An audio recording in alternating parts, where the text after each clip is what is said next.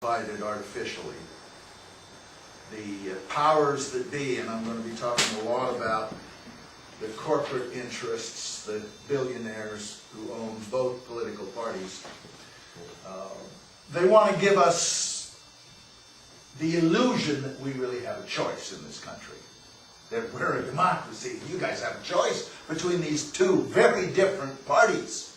And to make them appear different, they say, okay, you guys be for abortion, you be against it. You be for school prayer, you be against it. You be for gay rights, you be against it. What those hot-button social issues have in common, in addition to the fact that the government probably has no business mucking around with them in the first place, is that the billionaires could care less how it turns out. Those issues do not affect their bottom line. And so they're very happy to divide the parties that way. But with issues that matter to their pocketbook, like invading another sovereign country to get a pipeline for oil or gas, or signing an international trade agreement to drive down wages and increase their profits.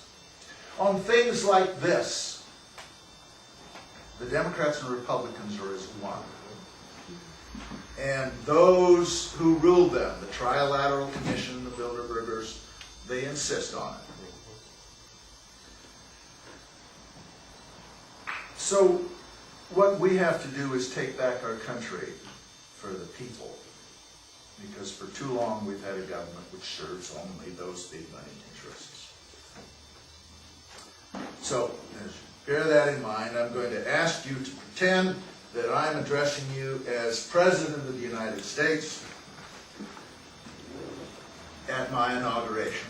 And in the audience are the members of Congress, government officials, and you, the American people.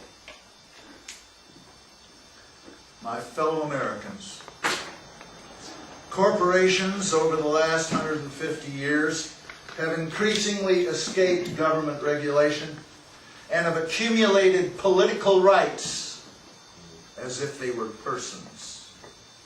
This has included so-called First Amendment free speech rights to spend as much money as they want, buying up politicians, drafting legislation to profit themselves, and buying voters and elections through their monopoly corporate media.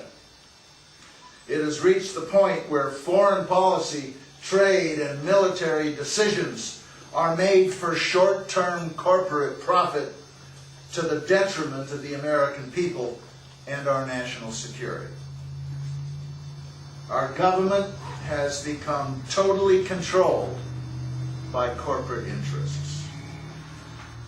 This, my brothers and sisters, is the very definition of fascism. Those of us who dedicate our lives to peace, economic justice, and environmental preservation can make little progress in our struggles so long as ultimate power is in the hands of those who profit from war, poverty, and pollution. Tonight, that power has come to an end. I didn't get here tonight by taking corporate millions. I didn't get here by selling myself to the oil companies, the pharmaceutical companies, the insurance companies. To be quite honest, I'm not sure how I got here. But here I am, and as long as I am President of the United States, this government will serve the needs of the people, not the greeds of the wealthy elite. Now, turning things around won't be easy. What our Constitution empowers me to change, I shall. And I'll do it fast. But for much of what needs doing, I will need the cooperation of you in Congress. And I ask for it tonight. You see, this Constitution does not make me the decider. only the proposer and the implementer. You, the people's representatives, are the deciders. I am therefore vacating all the over 1,100 signing statements imposed by my predecessor. I'm revoking Presidential Directives 20 and 51, which give me dictatorial powers. I ask for repeal of the misnamed Patriot Act, the Military Commissions Act, and all the martial law and special and dictatorial powers acts passed in the last 8 years.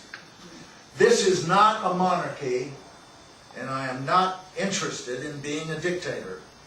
Oh, I'll be called one because of the sweeping changes I am instituting. After all, returning to the Constitution is not just a change. It's a second American Revolution.